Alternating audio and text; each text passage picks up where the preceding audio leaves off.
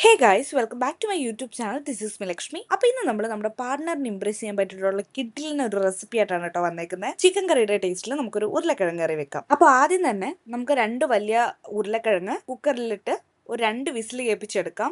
എന്നിട്ട് അത് ആവി മൊത്തം പോയതിനു ശേഷം പീൽ ചെയ്ത് ക്യൂബ്സ് ആക്കി കട്ട് ചെയ്ത് വെക്കുക. ഇതിൽ ഉപ്പൊന്നും ഇടാതെയാണ് കേട്ടോ വേവിച്ചിട്ടുള്ളത്. എന്നിട്ട് ഇത് നമുക്കൊന്ന് ഷാലോ ഫ്രൈ ചെയ്തെടുക്കണം. അപ്പോൾ ഒരു ചട്ടി വെക്കുക, കുറച്ച് എണ്ണ ഒഴിക്കുക, ഒന്ന് ഷാലോ ഫ്രൈ ചെയ്തെടുക്കുക. ഒത്തിരി ഇപ്പം നിങ്ങൾക്ക് ഇത്തിരിയും കൂടെ മുരിഞ്ഞ് വരുന്നതാണ് ഇഷ്ടം എന്നുണ്ടെങ്കിൽ അങ്ങനെ ചെയ്യാം. അപ്പൊ ഞാനിവിടെ ഷാലോ ഫ്രൈ ചെയ്താണ് എടുക്കുന്നത്. എന്നിട്ട് അതേ ചട്ടിയിൽ, അതായത് നമ്മുടെ ഉരുളക്കിഴങ്ങെല്ലാം കോരി മാറ്റിയതിനു ശേഷം അതേ ചട്ടിയിൽ നമ്മൾ കുറച്ചുകൂടെ എണ്ണ ഒഴിച്ച് കടുക് പൊട്ടിച്ചെടുക്കുക.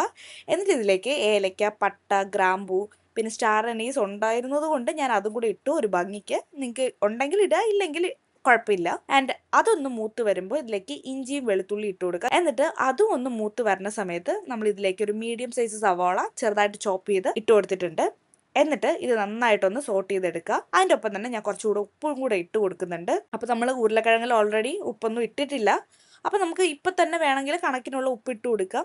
പക്ഷെ ഞാൻ കുറച്ചിട്ടിട്ട് പിന്നെ ലാസ്റ്റ് ടേസ്റ്റ് നോക്കിയിട്ടാണ് ഉപ്പൊക്കെ ആഡ് ചെയ്ത് കൊടുത്തത് കേട്ടോ. അപ്പോൾ അതായത് നമ്മുടെ സവാള ഇവിടെ ഒരു ട്രാൻസ്പെറൻറ്റ് കളറിലേക്ക് വന്നുകൊണ്ടിരിക്കുവാണ്. അപ്പോൾ ഇതിലേക്ക് നമ്മൾ ഒരു പച്ചമുളകും കൂടെ അരിഞ്ഞത് ചേർത്ത് ഒന്നും കൂടെ ഒന്ന് സോട്ട് ചെയ്തിട്ട് അതൊന്ന് വാടി വരുമ്പോൾ പൊടികൾ ആഡ് ചെയ്ത് കൊടുക്കാം. നമ്മൾ മുളക് പൊടിയും മഞ്ഞൾപ്പൊടി, ഗരം മസാല, മല്ലിപ്പൊടിയും കൂടെ ചേർത്ത് ഒന്ന് മൂപ്പിച്ചെടുക്കുകയാണ്. ഒത്തിരി കരിഞ്ഞു പോവാതിരിക്കാനായിട്ട് ശ്രദ്ധിക്കണം കേട്ടോ. എന്നിട്ട് ഇതിലേക്ക് ഒരു വലിയ തക്കാളിയും കൂടെ ക്യൂബ്സ് ആക്കി കട്ട് ചെയ്ത് ആഡ് ചെയ്ത് കൊടുക്കാം. നിങ്ങൾക്ക് വേണമെങ്കിൽ ഇത് നന്നായിട്ടൊന്ന് മിക്സ് ചെയ്തിട്ട് അടച്ച് വെച്ച് ആവി കയറ്റി നന്നായിട്ടൊന്ന് തക്കാളി ഒന്ന് വേവിച്ചെടുക്കാം. പക്ഷെ ഞാൻ അങ്ങനെ ചെയ്യുന്നില്ല. ഒന്ന് ഇളക്കി സോട്ട് ചെയ്ത് അതിൻ്റെ വെള്ളം ഒന്ന് ഇറങ്ങി തുടങ്ങുമ്പോൾ തന്നെ ഉരുളക്കിഴങ്ങ് ആഡ് ചെയ്ത് കൊടുത്തു. അപ്പോൾ നമ്മുടെ പ്രിഫറൻസ് ആണ് കേട്ടോ. നമുക്ക് എങ്ങനെയാണ് ഇഷ്ടം ആ ഒരു രീതിയിൽ ചെയ്ത് കൊടുക്കുന്നതായിരിക്കും എപ്പോഴും നല്ലത്. എന്നിട്ട് ഇത് നല്ലതുപോലെ ഒന്ന് മിക്സ് ചെയ്ത് കൊടുക്കുക. നമ്മുടെ ഉരുളക്കിഴങ്ങ്, തക്കാളിയും ബാക്കി കൂട്ടുകളും ഒക്കെ നന്നായിട്ടൊന്ന് മിക്സ് ചെയ്തിട്ട് ഇതിലേക്ക് ആവശ്യത്തിന് വേണ്ട വെള്ളം ചേർത്ത് കൊടുക്കുക. ഇപ്പം നിങ്ങൾ ദോശയ്ക്കും ഇഡലിക്കും അല്ലെങ്കിൽ ചപ്പാത്തിക്കോ ഇടിയപ്പത്തിനൊക്കെ ആണെങ്കിൽ കുറച്ച് ഗ്രേവിയിലാണ് നമ്മൾ വെക്കേണ്ടത്. ഇപ്പൊ ചോറിനൊക്കെ ആണെങ്കിൽ നമുക്കൊരു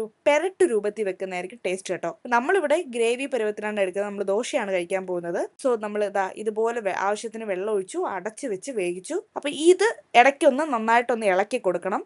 ഇളക്കി കൊടുത്തിട്ട് വീണ്ടും അടച്ചു വെച്ച് ഒരു 2 മിനിറ്റും കൂടെ വേവിച്ചു. ഈ ഒരു പരുവത്തിൽ നിങ്ങൾക്ക് വേണമെങ്കിൽ ഒരു 2 തണ്ട് കറിവേപ്പില മുഴുവനായിട്ട് തന്നെ അതിൽ ഇട്ട് കൊടുത്ത് ഒന്നും കൂടെ അടച്ചു വെച്ച് ആവി കയറ്റിയെടുക്കാം. അപ്പോൾ ഒരു നല്ലൊരു മണം വരും.